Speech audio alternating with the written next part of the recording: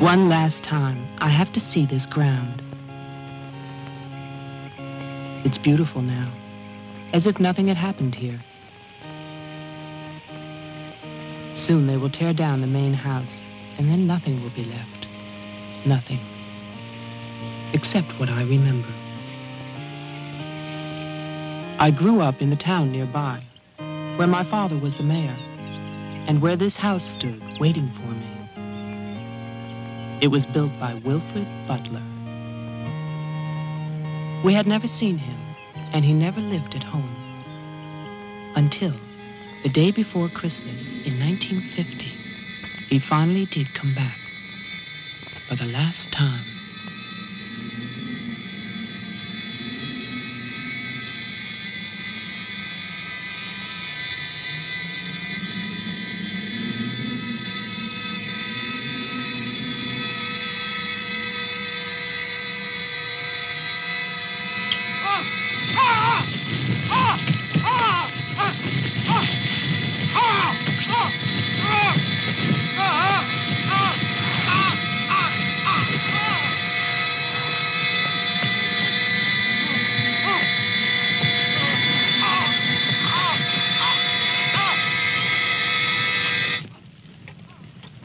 All of us believed that his death was an accident. No one knew that another person had come to Butler House that Christmas.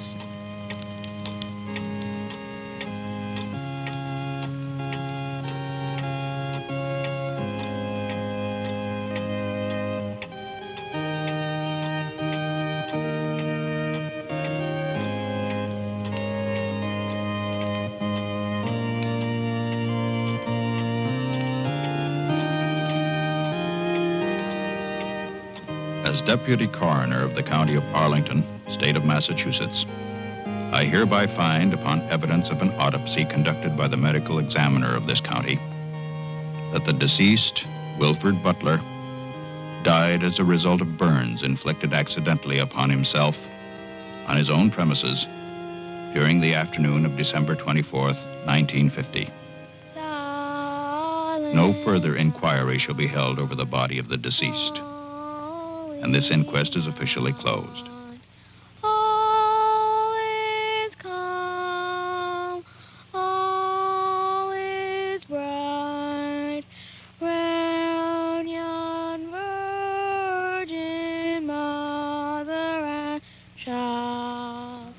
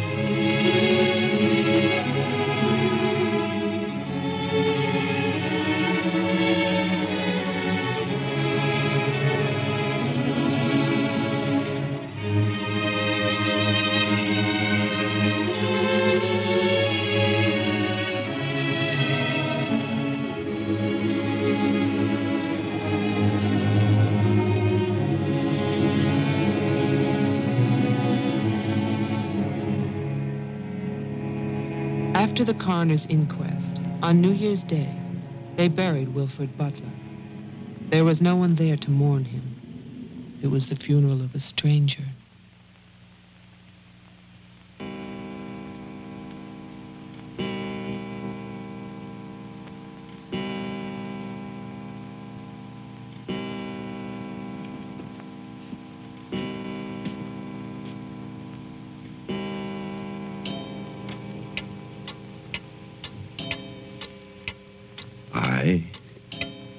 Wilfred Butler, being of sound mind and body, at least what the world considers sound, do hereby leave my house and its grounds and all personal effects within that house to my only surviving relation, my grandson, Geoffrey Butler. And I solemnly charge him with one duty. Let him leave the house as I left it, standing untouched to remind the world of its inhumanity and cruelty. For 20 years, that house lay empty, exactly as Wilfred left it. And then, last year, rumors began that it was finally being sold.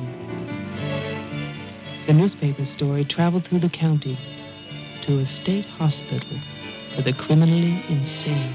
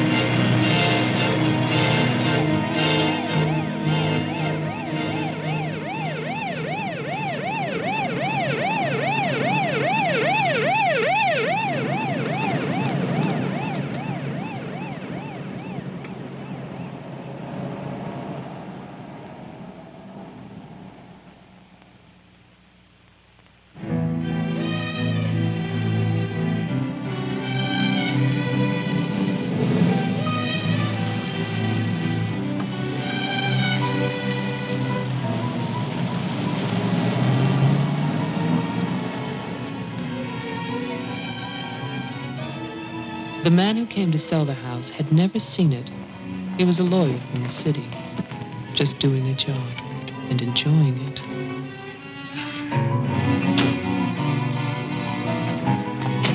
Stop! And look serious, please. Oh, you're hopeless. Oh, look! Hey, wait, where you going now? The mayor's gonna have a fit, kid. One more shot. Come on.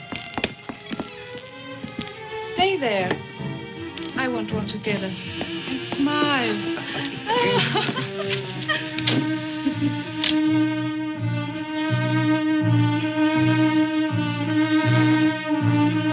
For all the news as it happens, stay tuned to WLIX, your voice of the Northeast.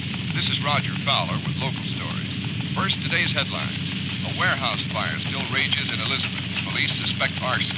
That escaped inmate at Margaretville State Hospital still at large, still hunted by state police. And over in Roxbury, the city passes a controversial housing code.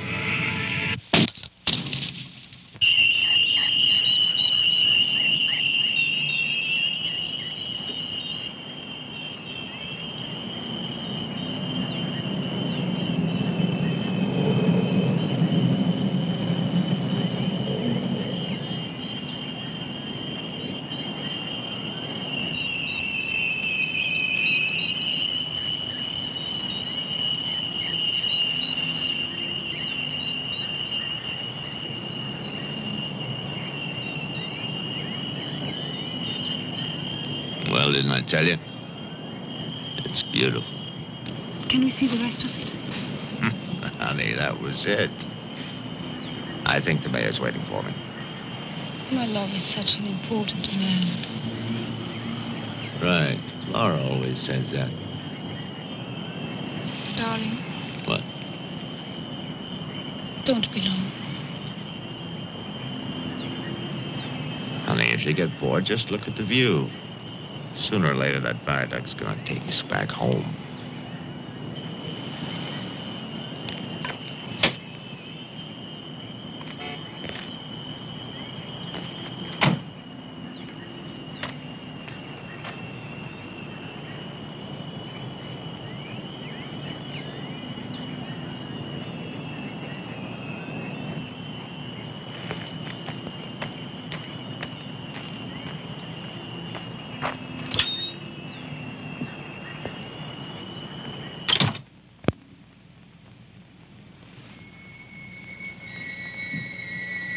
Mr. Carter. Mr. Mayor.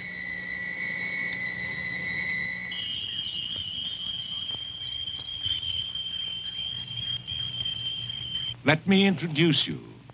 This is Charlie Toman, who publishes our weekly newspaper, The Patriot. Mr. Tolman? And this is Tess Howard. How do you do? She operates our switchboard. Oh, really? We call her the communications director. And this is Bill Mason, Mason? our sheriff.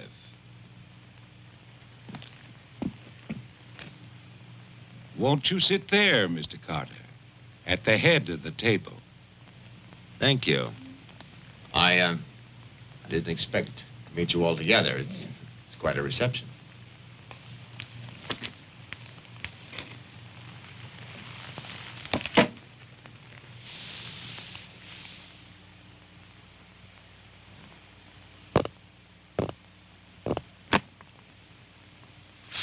All right, let's begin.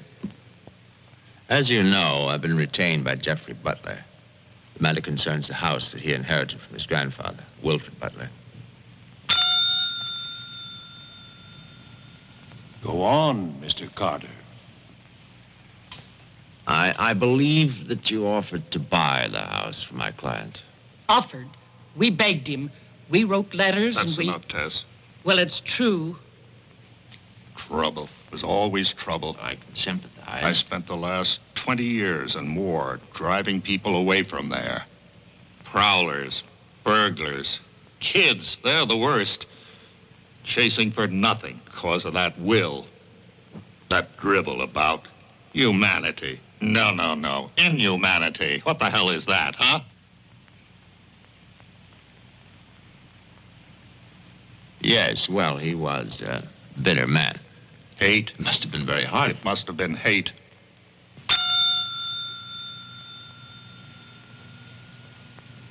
That man hated. Well, some people are like that.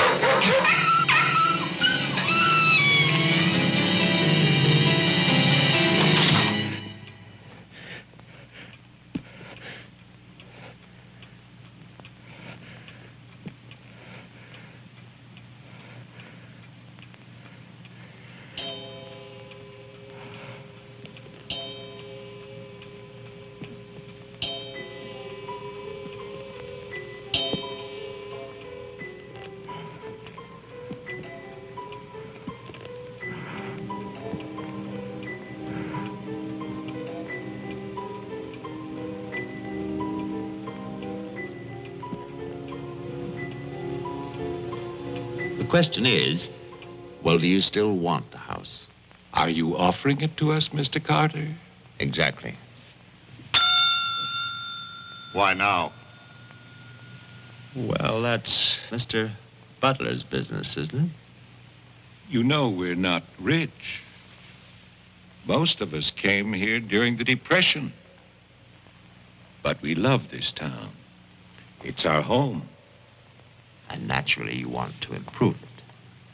Exactly. My client understands that, and he fully sympathizes, and he's willing to sacrifice the house for $50,000 in cash by noon tomorrow.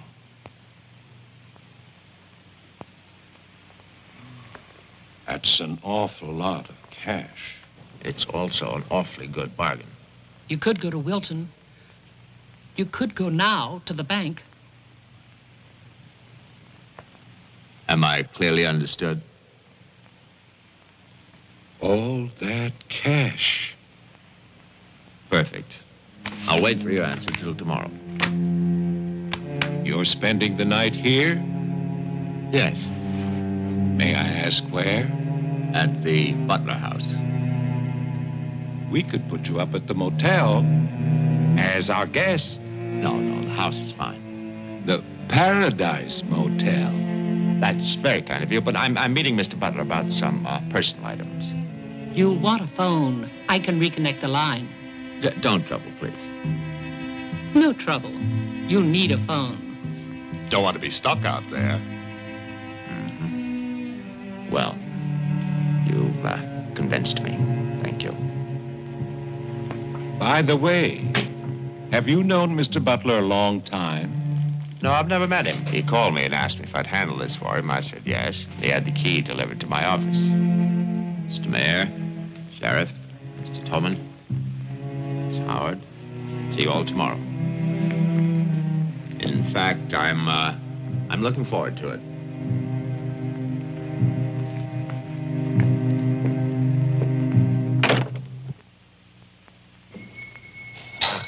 Slick, really slick.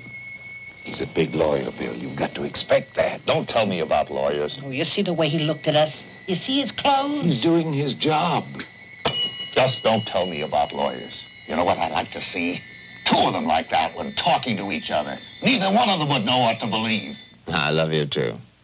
Honey, when I get home, I'm going to have a nice surprise for you. No, I can't tell you what it is now. It wouldn't be a surprise, now would it? No, I can't come home now, but it'll be very soon. Very soon. Honey, of course I miss you. Yes, I miss Mommy, too. Laura, how are you, kid?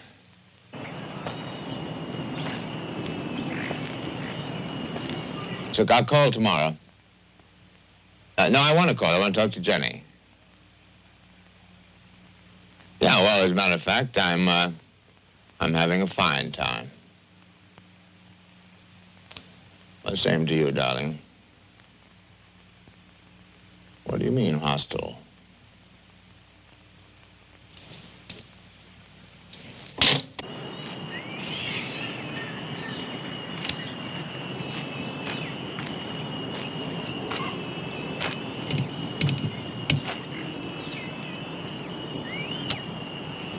I was wondering, if we get it, what then? Tear it down. Okay. I'd better get going. Do me a favor, Tess. Call Diane, tell her I'm to Wilton, and I'll be back late.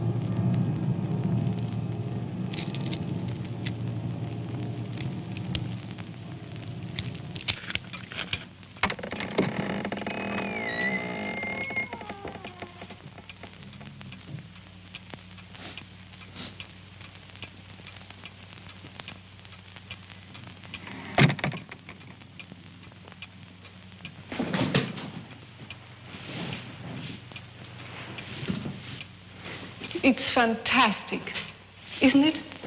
Yeah. Butler wasn't kidding. Nobody's lived here for years. That would be such a waste. It's his grandfather's monument. You know, There's a caretaker who keeps this place just the way he left it. What kind of monument is this? Well, that's the trouble. Nobody remembers anymore. That's what usually happens in America. I remember this. And he walks with me, and he talks with me, and he tells me I'm his own. And he walks with me, and he talks with me, and he tells me I am his own, and the joy we share as we tarry there. You're not serious. I used to hear that at funerals. At funerals? Yes. When I was a kid in Chipley, Georgia. There's also Chipley, Florida. But they have both been subsequently eradicated from the map. None other has ever known.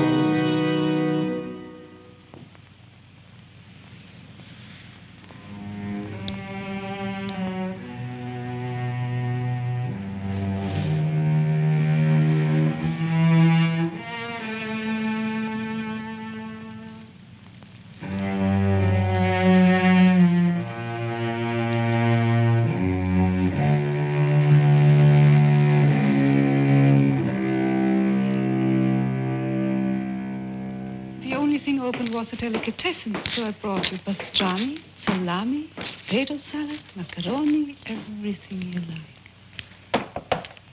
I'll have bologna and macaroni. No, some of that potato salad. Did you pick the wine, too? The delicatessen man took a personal interest in its selection. Oh, well, we got lucky again. That's early 1970. That's hard to come by. Can I have some, too? Of course you may.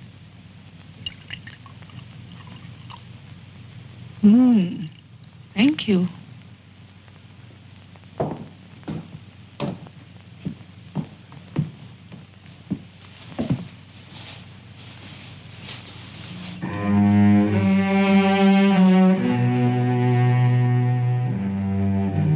It must have been wonderful. What? The people who lived here. They must have had a wonderful life. Well, I hope they did. Wilfred Butler must have believed in something. Look at that stone fireplace, parquet floor, the mahogany, this table. And you probably think this place is made of wood, right? Well... Wrong. You know what his grandson told me? Underneath that wood, there's 2 feet of stone. The foundation is 8 bricks wide. Now, someday they're going to come in here and they're going to tear this place down and they're going to build little tract houses all over this property on quarter-acre and half-acre lots. And that bulldozer's going to come up that hill toward this house. And it's going to get the surprise of its life. They built a kingdom out here. Only nobody's left. No? Butler has a grandson.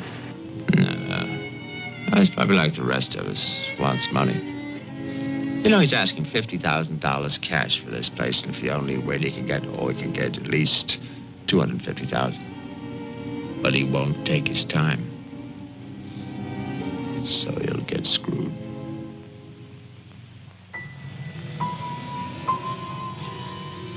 Do you want to go upstairs now? Soon.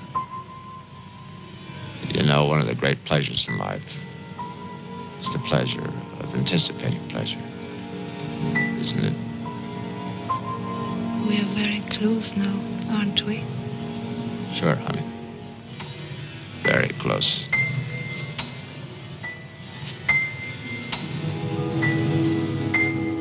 I don't see any beds yet.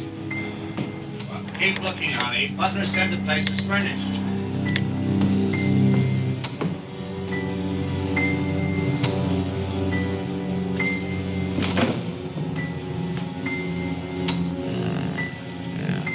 It's furnished.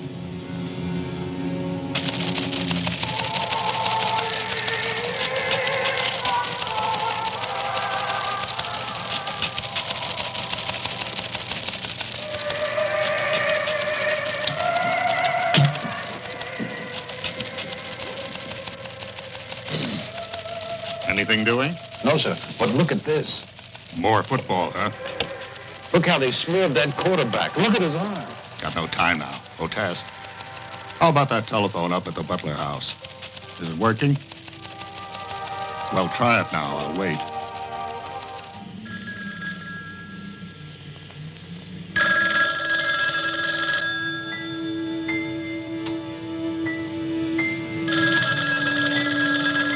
Hello?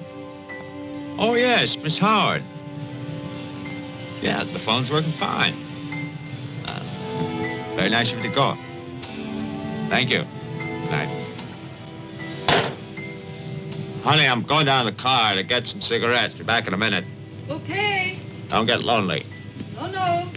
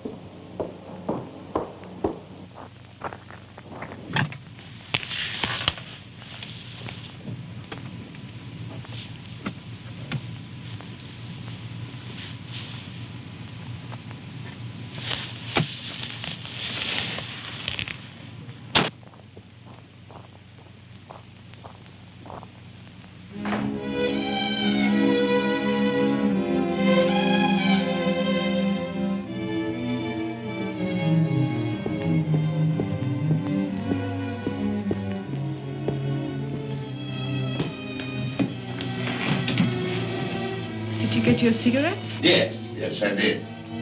May I have one? Sure. Oh, it's the most amazing things. These cigarettes come in these very small packages these days. Oh, that's for me? Mm-hmm. Can I open it? Oh, no. Our Christmas is day after tomorrow. Is that an order? Yes, ma'am, that's an order.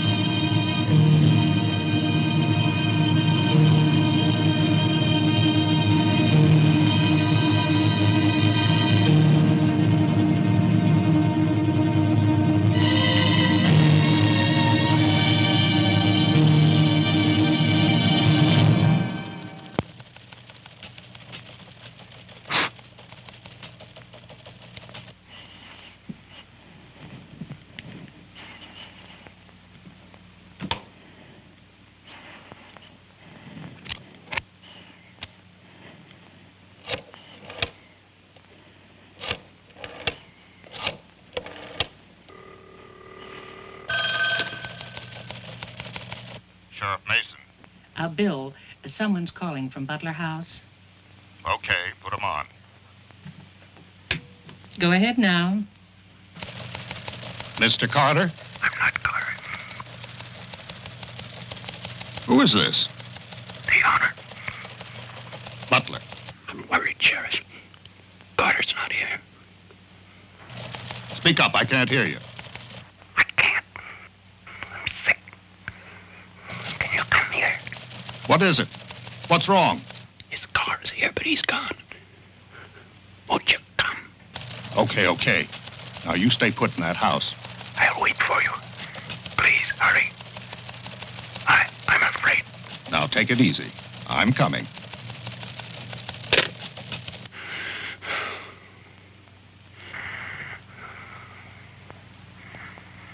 Mr. Butler, are you done? Tess, I have come back. What's that? Tess, I want to see you again. Hello? Who is this? You know me, Tess. It's Mary Ann. Tell the mayor. Tell them all. I'm waiting in my father's house. Tess, it's so lonesome here. Don't be long. Hello? Hello? Hello?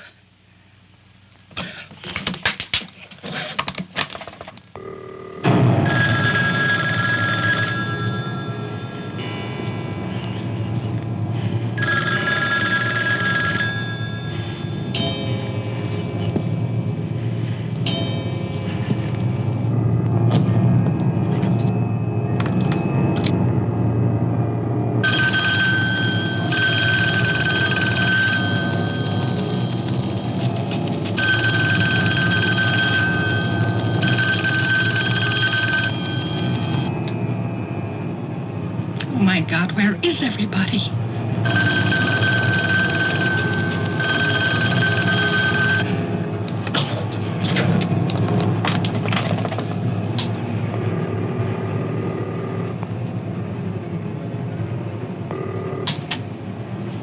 Hello? Oh, Maggie, thank goodness. What is it, Tess? Something's come up. Something urgent. Can you start early? Oh, honey, I'm watching TV. Maggie Daly, you get yourself over here. What is it? Just get moving, Maggie. Just please hurry.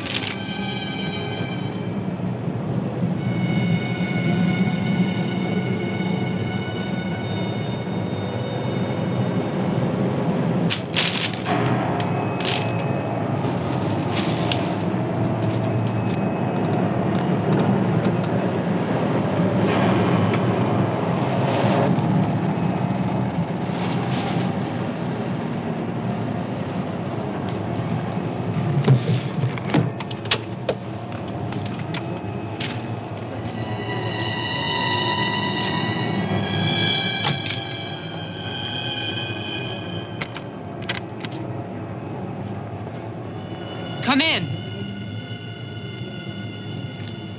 It's open. Okay, mister, that's far enough. What do you want here? Mayor, Try again. My father's not home. And don't move. you want me to put my hands up? No. Just stay there. What are you staring at? I seem to remember you from the road. That's why I'm holding a gun. You scare me. Well, that makes sense. Thanks. Does everybody carry one here? You can ask the sheriff when he gets here. I'll call him. I'm sorry to disappoint you, but the sheriff's office is empty. How do you know? I was just there. Who are you? Jeffrey Butler. Oh, you're the one who's selling the house. Yes. Have you any ID? Come on. Don't laugh at me. I want your ID. Some maniac escaped from Margaretville.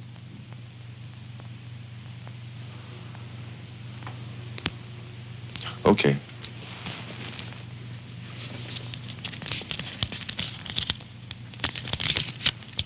Put it on the table.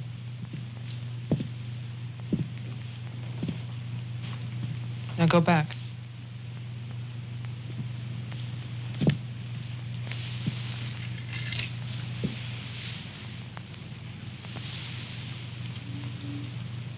California license. Lucky you. Would you like to see my maniac card from the asylum? They give you one when you escape. There's a big scarlet M on it so people won't get confused. Okay. Look, I'm sorry about the gun. My father's in Wilton getting your money. All I want to do is to get into my house. The sheriff's deputy might have a key. He's about the only one I know of. Well, where is he? You go down the road about 1.5 miles till you come to a white house with a white fence, and then you can't miss it. Thanks. That's okay. Merry Christmas. Same to you.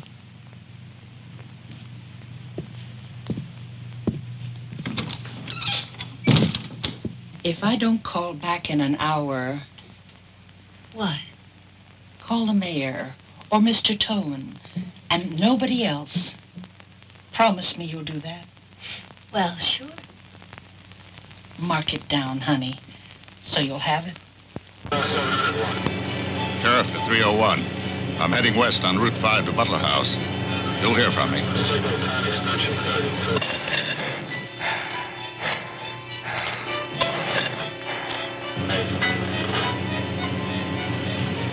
What the hell? What's that light out there?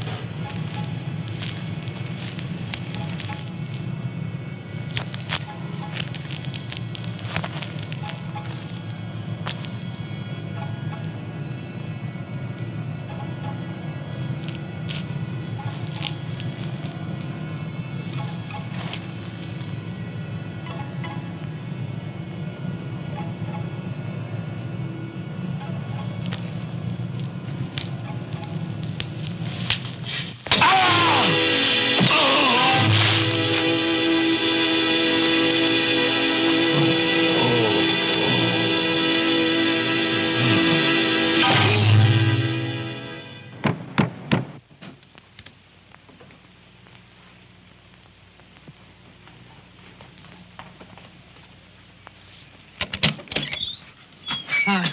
Hi. Did you find the deputy? No, I wasn't there. Oh. I was thinking, isn't your lawyer supposed to be at the house? The door was locked. His car was there, so I borrowed it. You mean you stole a car? Yeah. Keeping it warm. What if he needs it? Let him find me. Who's coming to dinner? Oh, Daddy. We always have dinner every Thursday. Do you want something? No, I ate Paradise Motel. Yeah, I know. It's awful. What about a drink? Yeah.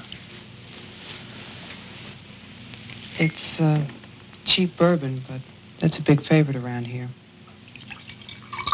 Do you want ice? No, straight. You look tired.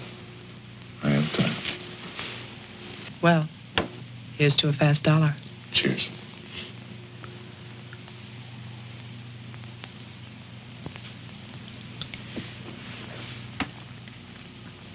Why did you decide to sell the house?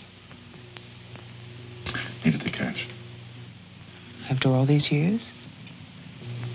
I need it now. Huh. What's it like on the inside? You know, I've never seen the inside. When I was a child, my father told me to stay away from it, or something terrible might happen. Sort of like a haunted house. I haven't seen it either.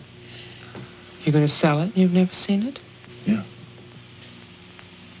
Oh, it's too bad. It's about the only place to see around here. Oh, I forgot. Someone keeps calling with a message for my father. She says that she's waiting at your house, in the reception room. What woman is waiting in my house in the reception room? Oh, I don't know. It's not a voice that I know. I better go out then. Can I come too? What for? I'm pushy. I suppose you'll be going back to California soon. California? You said you lived there, remember? No, I'll be traveling. Jeff, look. It's the sheriff's car.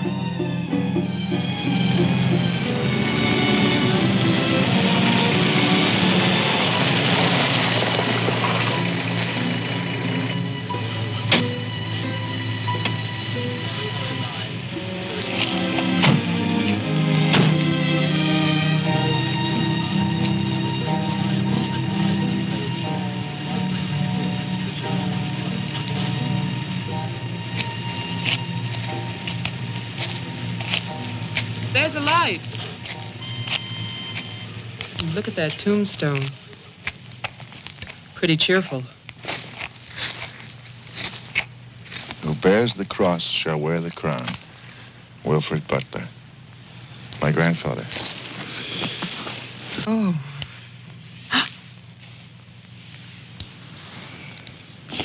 Someone left their sunglasses in the snow. They're the sheriff's. My lawyer's missing. So is the sheriff. You get strange phone calls. And now someone's fascinated by my grandfather's grave. Let's get out of here. You still want to go to my house? Yes. But I don't want to go alone. Listen. I'm not nervous. Well, of course you're not. Oh, it's the cold. I'm shaking from it. Let's get out of here. Okay. We'll get help in town. It's 10 minutes drive.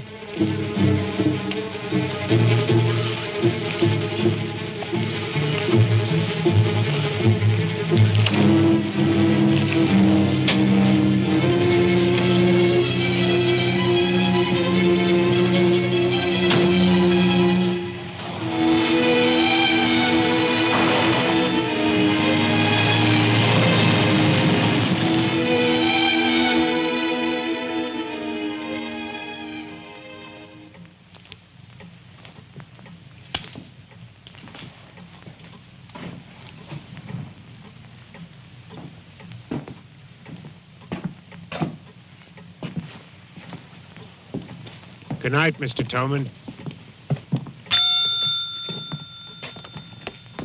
Have a nice holiday.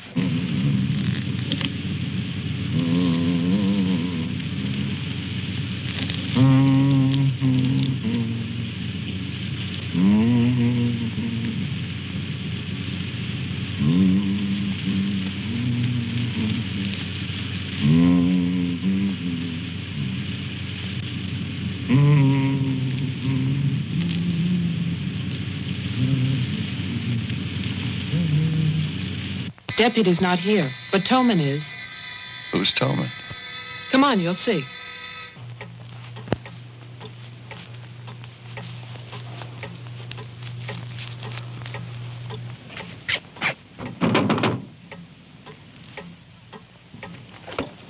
Mr. Toman, wait. No, please, I have to talk to you. I'm sorry. This is Jeffrey Butler. He's the one who's selling the house. He can't get inside the place. And my father's gone to Wilton. So we wondered...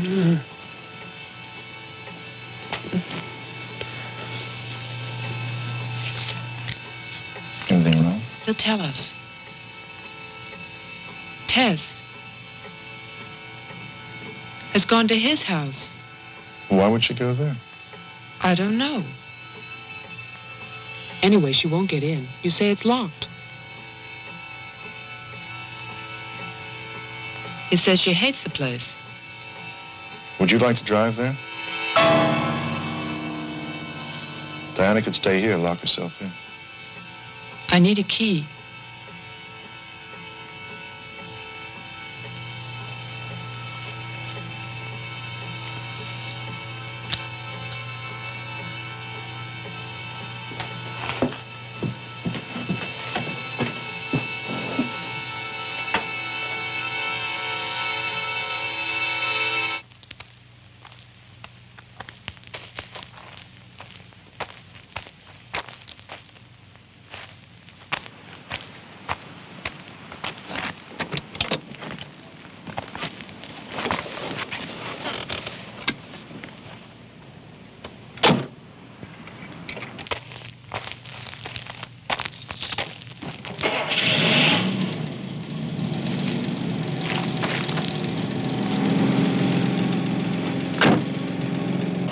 This isn't my house. It's Tess's.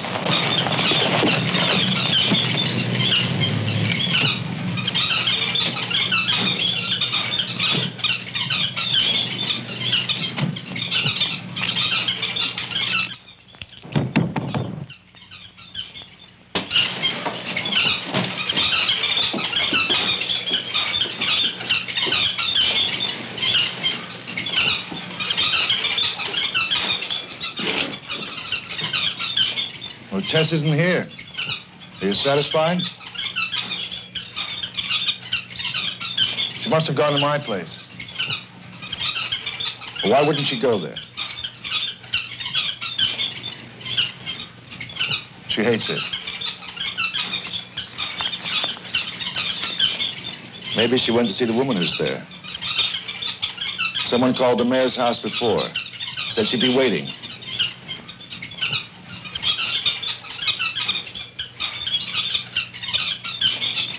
What is it?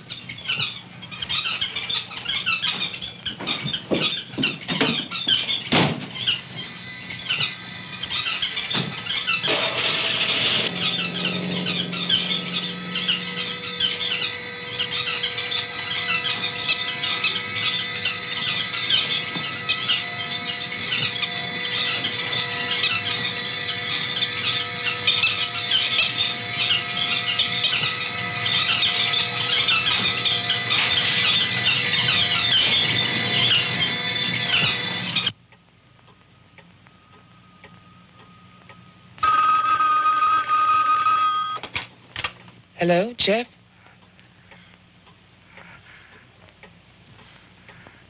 Hello? Is anybody there?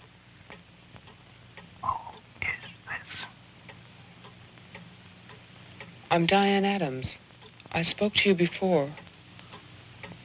Bring your father to the house. This is Marianne. Tell him I have the diary. I'm waiting. Who are you? He'll know. Christmas Eve, 1935. Hello? Hello?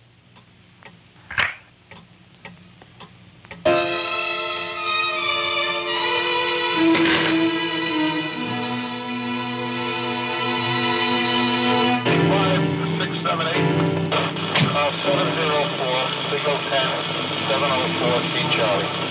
704, Signal 10, 704, C Charlie.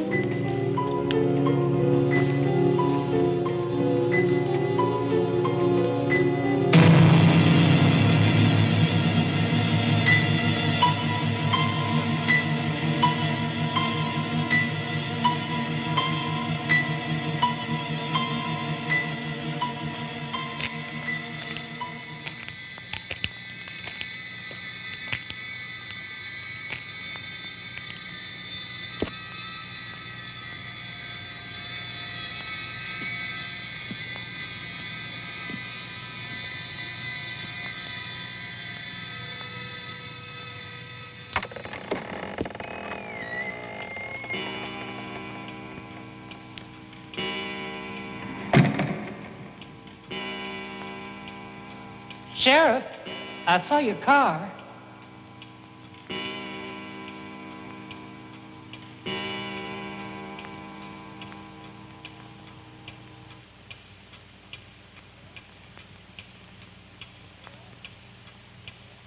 Bill? Is that you?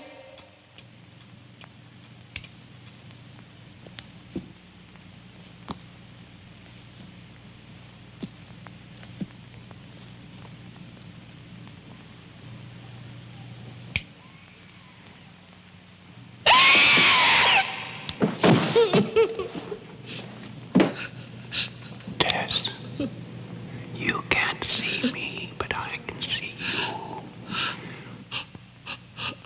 Oh, yes, I remember that face. You're older now. And fatter. But still, Tess. And you're frightened, aren't you? Don't be afraid. I want to help you. Take my hand. Take it, Tess.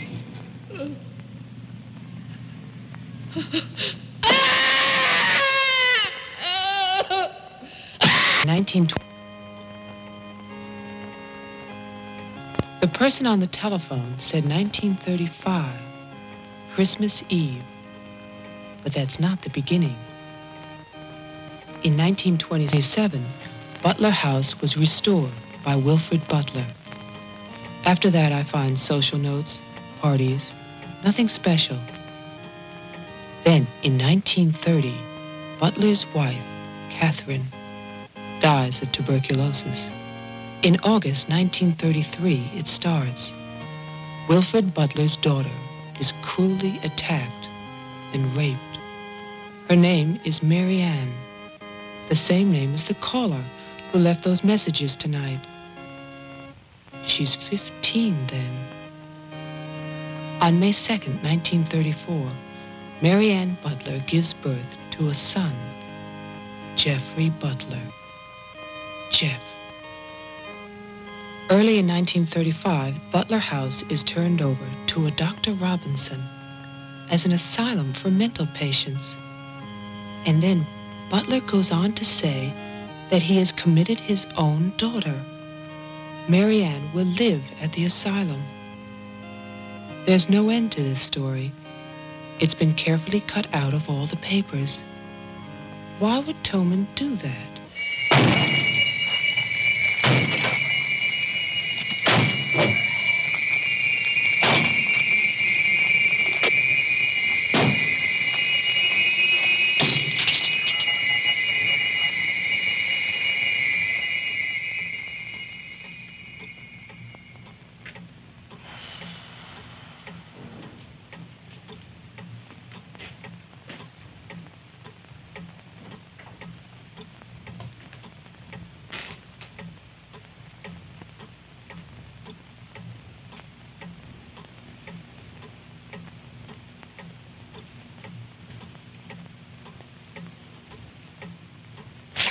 You scared me. Oh, what happened? What happened is, Tess has 40 bird cages. Toman is hysterical. Everybody's at my house but me. It's cold outside, and you forgot to lock the door. Joe, how old are you? How old am I? You mean, how many years have I lived? No. There's a lot in the paper about your family. I don't want to talk about my family. Wait a minute.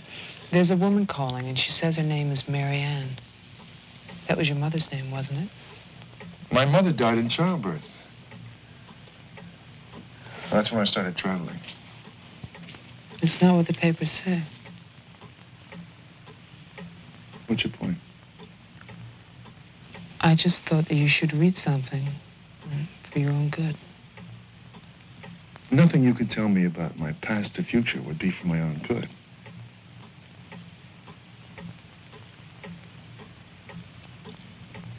Where is the paper? It's on the table.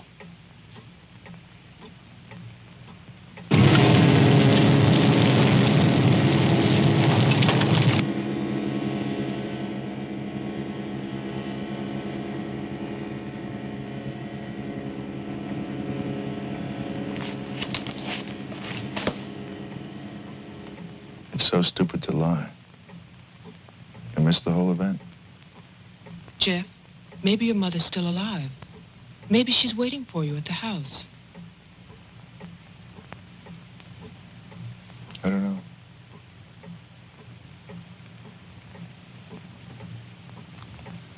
Come on. No more side trips. Let's go out there.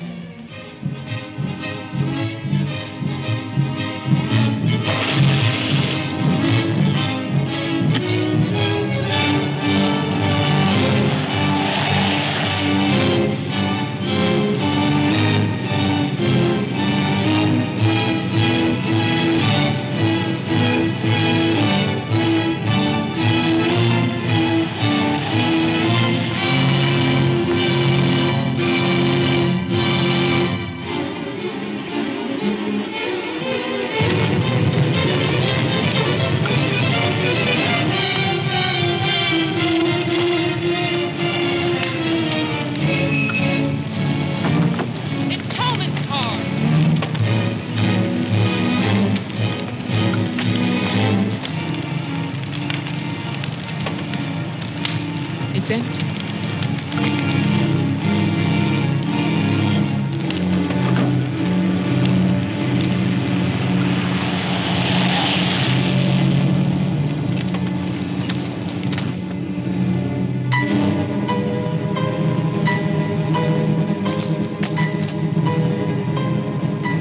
Jeff, look!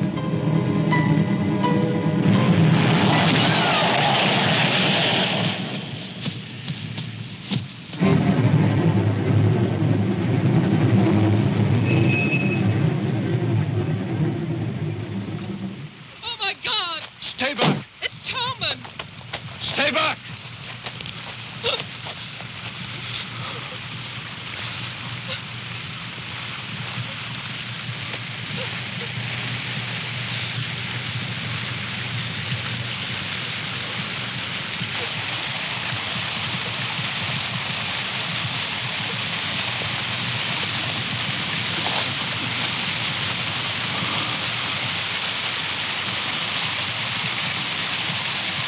She's dead.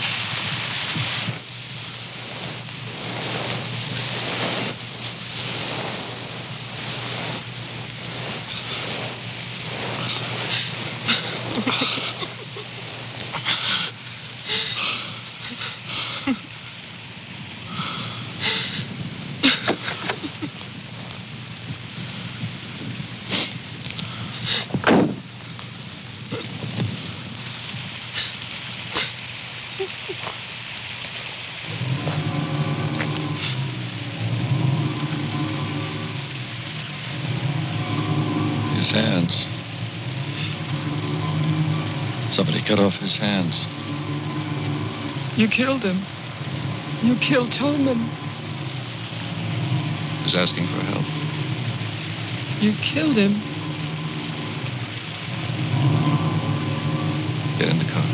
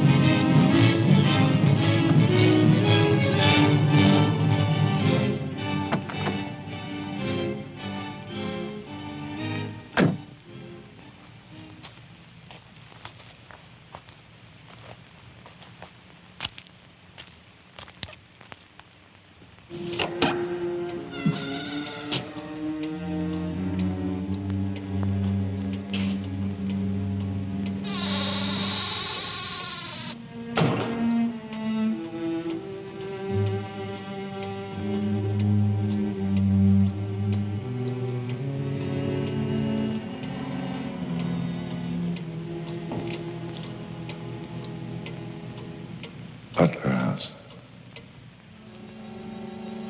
The keys. He took them.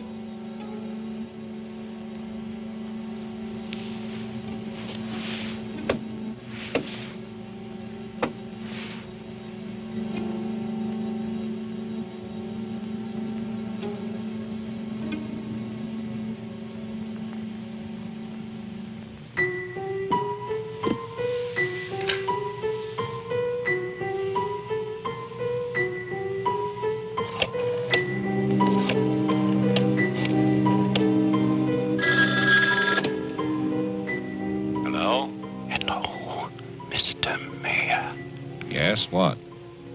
This is Marianne Butler. I'm calling from my house. Won't you come over here, Mr. Mayor? We're having a reunion. Everyone's here, even your daughter.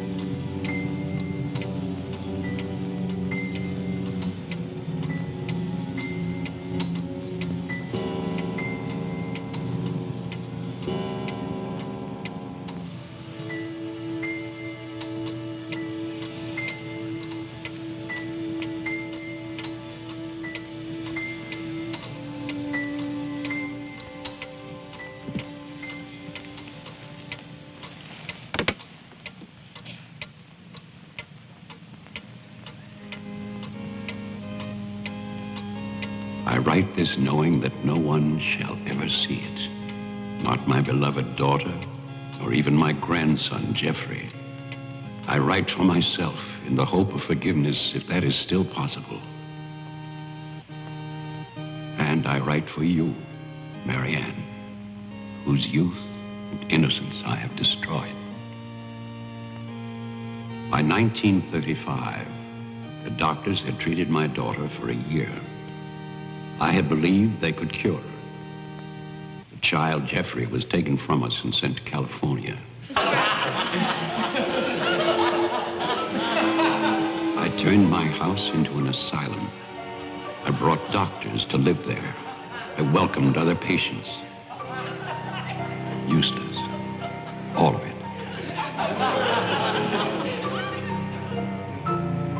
I remembered what she had been.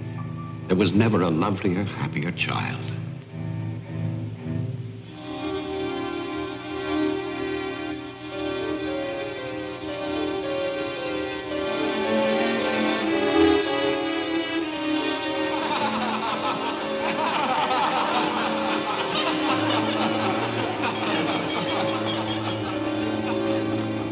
Ladies and gentlemen, now quiet, please. I propose a toast.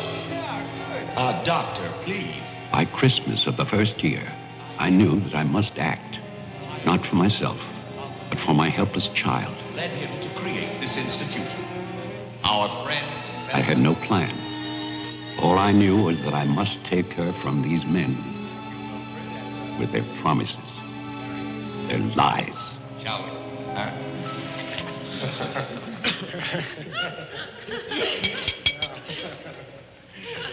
For he's a jolly good fellow, for he's a jolly good fellow, for he's a jolly good fellow, which nobody can deny, which nobody can deny, which nobody can deny, for he's a jolly good fellow, which nobody can deny.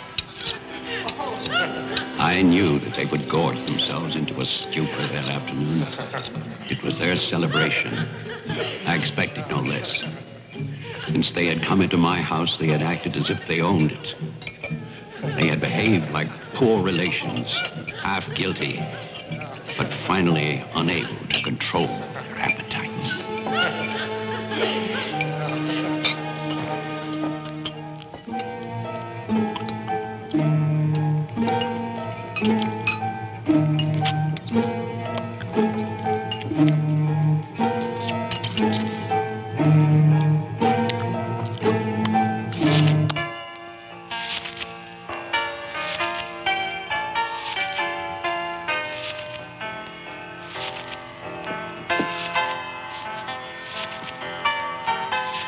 After dinner, they danced and drank as they usually did. All the time, Robinson would smile and reassure me. They expected me to believe, because I had no choice. Wilfred, trust me. He really believed Marianne would be well. He saw a light. There is a light at the end of a long tunnel. Believe me. There is a light at the end of a long tunnel.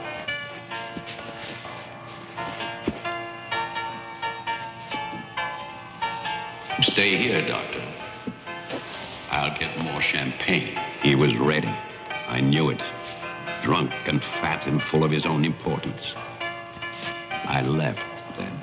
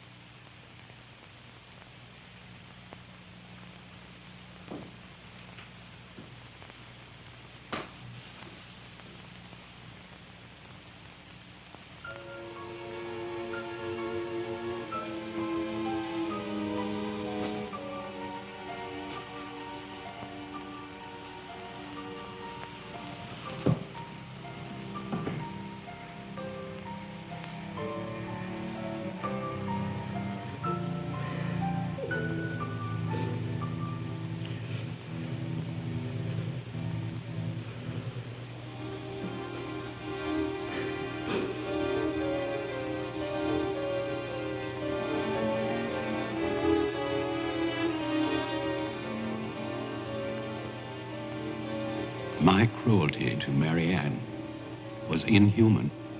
I know that. I had loved her. I had fathered our child, Jeffrey. I had brought her to this. But I swear that on that afternoon, all I wanted was to save my child.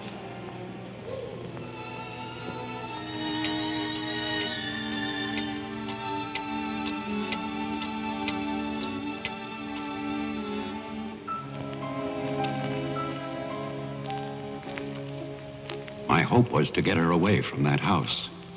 But also, I wanted to set free those other wretches who had so long been abused by the doctors.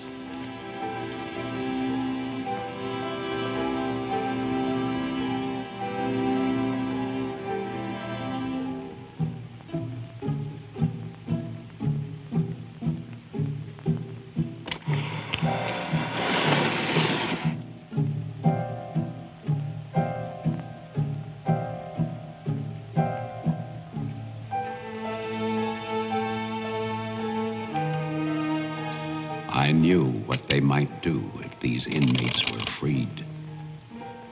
And this is my guilt. I knew. And still, I freed them.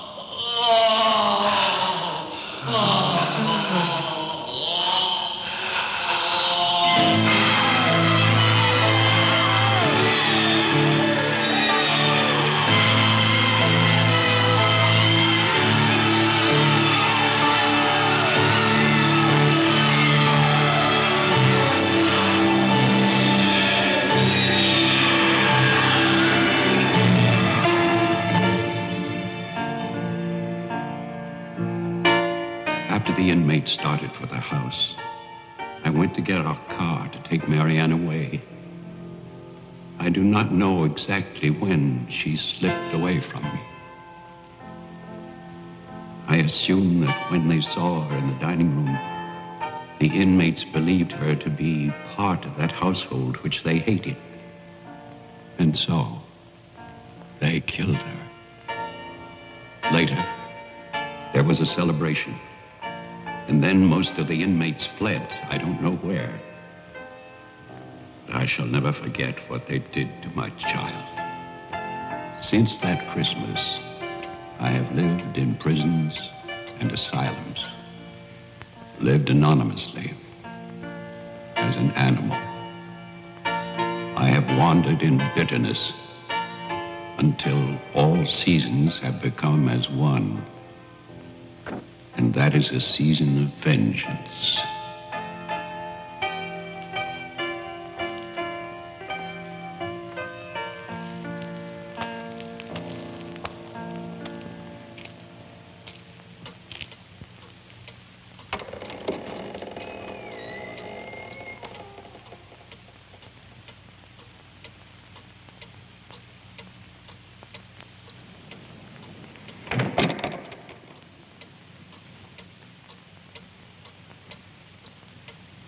Jeff.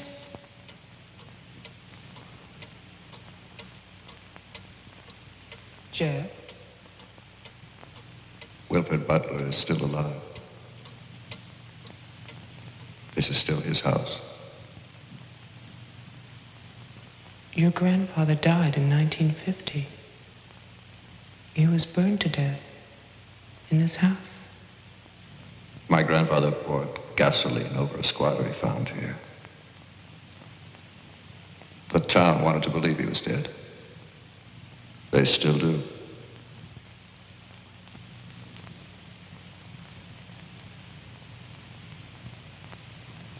This house was an asylum.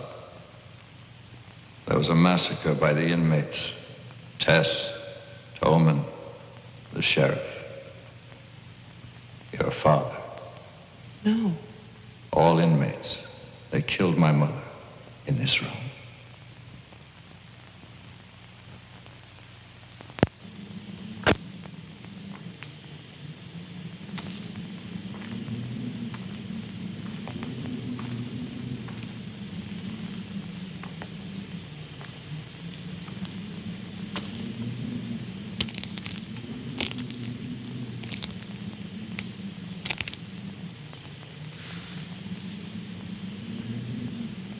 Who's that?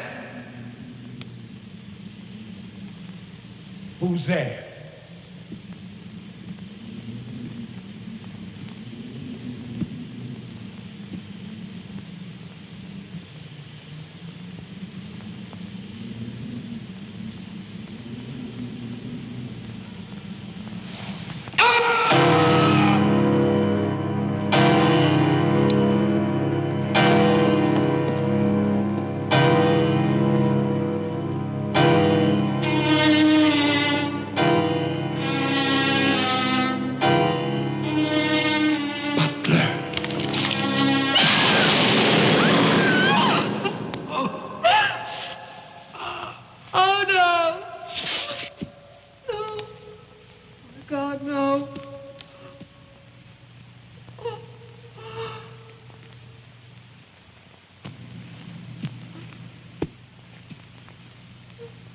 Daddy?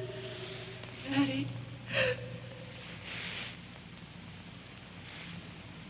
Diane? Jeff? Jeff? No. No. Jeff, why? Why? Sorry. Marianne.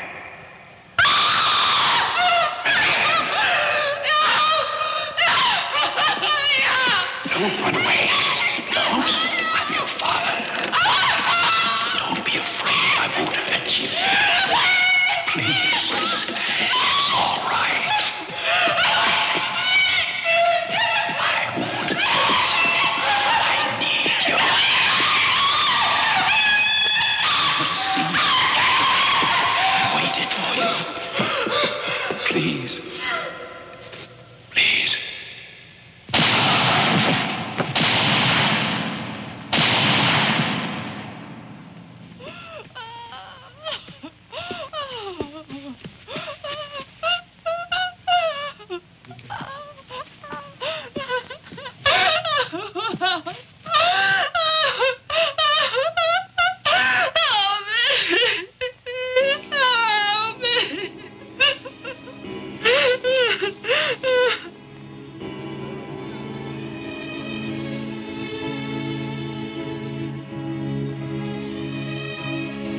I spent that night weeping. By morning, there were no more tears.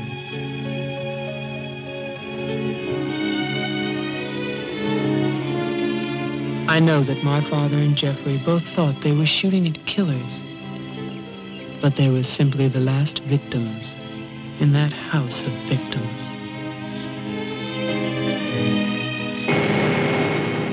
And now, a year later, they will tear down Wilfred Butler's monument.